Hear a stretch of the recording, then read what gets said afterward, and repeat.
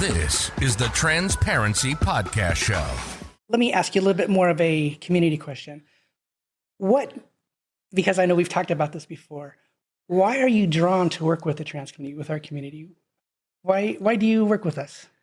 You know, what I've found out through the process, and I've been working with the trans community for 10 years now, such appreciation for the work that I do. They're so happy to have the hair removal. It's more of an appreciation, and you develop a relationship. Totally. And I really admire all that you have to go through to get to become the authentic you. And I am an intricate part of that. Yes, and absolutely. I feel very fortunate to be able to do this. Yeah. You know, I was going to say, I've been coined as the transgender midwife, nice. You know, by some people. And, you know, I have the privilege of helping and facilitate this beautiful journey for transgender, gender transition, and help bring you, you know, into this new world. Yeah.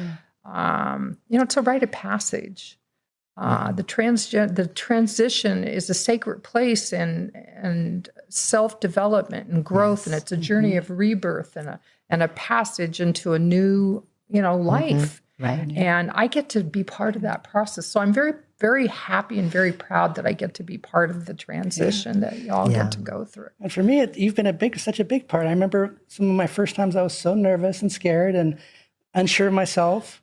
And then to how our relationship has developed, and the encouragement you've been for me has been amazing. And that you've been there every step of the way, and in a very intimate, sometimes awkward place. Well, I want to provide a safe and comfortable healing space that allows you to feel comfortable. I mean, many clients are in that cocoon stage where they're not there and they're not here. Right. Mm-hmm. So I want my space to feel like you're sort of in the middle, you know, and there's magic in the middle. Mm-hmm. And I am very happy to be able to provide that sort of space for everybody, but especially I've developed so many great friendships that have lasted way beyond surgery, way beyond my electrolysis, and it's been just wonderful. Right. Because I'm involved with the community. Of course, yes. So that's why we're having you here to share with everyone about your background, your own stories, and you are I would say you're the creator of a trans community, right? Because you change people's life, and of course for good. And a lot of people I can see they can improve their happiness. They can improve their career in every different aspect. So again, thank you for the kind words. And I think my own personal story is less important in the big picture here. Mm-hmm. But really this is about making people comfortable in their skin. Right. Yes. So how can you kind of tell us a little bit about your story? How did you start getting involved into it, to doing the change for the right? Well, community? Okay. So my first exposure, let's say, to the trans community was when my mother used to dress me up. No. Okay. Really? Wow. Let me stay away from that. That's really transparent. I will go right. That was really transparent. Somebody was at my house yesterday, and they said, "Who's that woman there?" And I said, "That's me." But that was me when I was 12 years old. Nice. Okay. So, but I also grew up in New York City, and one of the things I ended up doing was doing some off-Broadway shows. Okay. Wow. And one of the casts I was in was largely a trans cast. Oh, okay. And so the theater was La Mama Theater, which was on 2nd Avenue in New York City in the East Village. And there was a club called Club 82, which was the transgender club in New York City.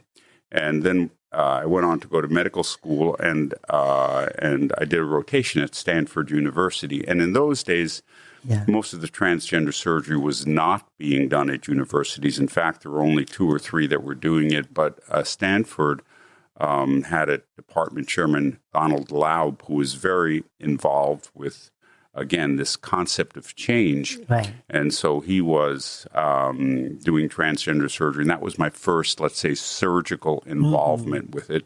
And then I went through the usual training of going through general surgery, going through plastic surgery. And at a certain point in my career, I started just doing more and more transgender surgical procedures, and then dealing with other transgender surgeons and sharing ideas and honing my technique. Okay. My first exposure, I guess, to this world was when I was 14 years old. And I was friends with a local drag queen named Chantel Austin. And she invited me to come photograph one of her performances. As a boy, he ran this pet store that I used to go to when I had this little baby snake. So I'd go in on Saturdays and I would buy baby mice. And one time I came in, I happened to have my camera around my neck, and he came screaming up to me, oh my gosh, are you a photographer? And I made a joke. I said, no, actually, I just wear this around my neck to meet boys. And he just looked at me and I said, see, it worked. So anyway, we started talking. He said, our regular photographer is canceled. We have this huge performance in a couple of days. Can you come down to Civic Center Park? And I said, Civic Center Park? That is the People's Fair. He says, yeah, we're going to do a little show there. He didn't tell me that it was the main stage and there was 15 other drag queens, and it was like the main attraction. The Civic Center Park holds, 500,000 people once a year. So I was, of course, nervous as a cat, but I got there early to let everybody know that I was there. And I went backstage and I watched him go from a furry farm boy with overalls and muddy boots. I knew him as Perry.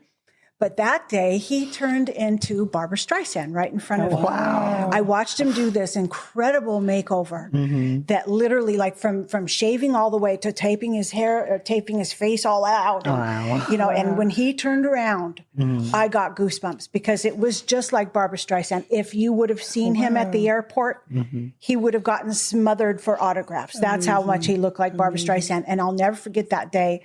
People ask me all the time how I got into this, and that was the day, because I watched him turn from a man into this incredibly glamorous, elegant woman, and I thought, oh my God, I have to do that. So long story short, he kind of took me under his wing and introduced me to all the other drag queens. Later, when I brought all of the photos in for them to all see, because I had like a couple hundred 8x10s that I toiled over in my darkroom at home. I made all these color 8x10s and brought them in.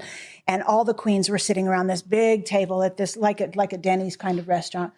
And they looked at them and just, oh, swoon, you're only 14. Oh my God. And they invited me to all the shows. And before I knew it, they were taking care of me. When I got sick, they'd bring soup and coming over and kind of helping me fix up my apartment and everything. And I learned makeup from her.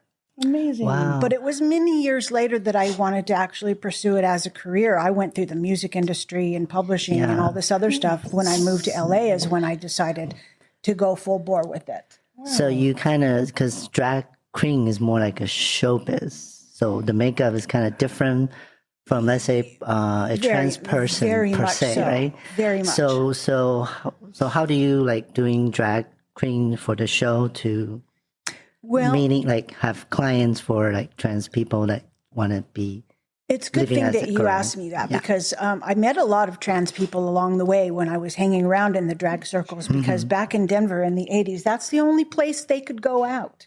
80s. Was a drag club. Okay. And so transgender people were still in very deep hiding back then. Yeah. I was just a kid. And so to see a trans person out in the normal world, they were subject to all kinds of terrible trouble. And I think, I think that was part of my need, I guess, if you will, not the desire, but the need to help them. Because there was no one else that would. There was nowhere else they could go. I was already used to that world. I was already more comfortable in that world than I was the straight world. Right. Anyway, because I felt kind of rejected from that part of society too in my own way.